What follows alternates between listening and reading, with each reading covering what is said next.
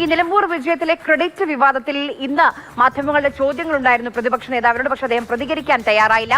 KPCC രാഷ്ട്രീയകാര്യ സമിതി യോഗത്തിൽ അധ്യക്ഷൻ വിശദീകരിക്കുമെന്നും സതീശൻ പറഞ്ഞു.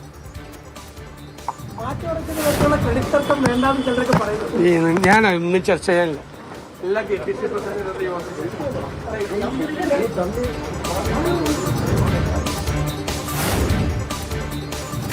വിജയത്തിന്റെ ക്രെഡിറ്റ് ജനങ്ങൾക്കാണ് എന്നാണ് ആര്യാടൻ ഷൗക്കത്തിന്റെ വാദം. എല്ലാ UDF നേതാക്കളും ഒറ്റക്കെട്ടായി പ്രവർത്തിച്ചതിന്റെ വിജയമാണ് നിലമ്പൂരിൽ ഉണ്ടായതെന്നും ഷൗക്കത്ത് പറയുന്നു. ഈ വിജയത്തിന്റെ ക്രെഡിറ്റ് ജനങ്ങൾക്കാണ്. ഇന്ന്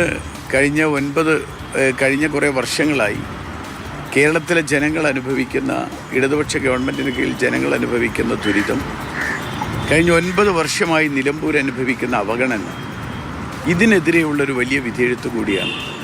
അതിന് മുഴുവൻ ക്രെഡിറ്റും ജനങ്ങൾക്കാണ്. മാത്രമല്ല, നേതാക്കന്മാരെ സംബന്ധിച്ചിടത്തോളം എല്ലാ UDF നേതാക്കന്മാർക്കും അതിൻ്റെ ക്രെഡിറ്റ് ഉണ്ട്.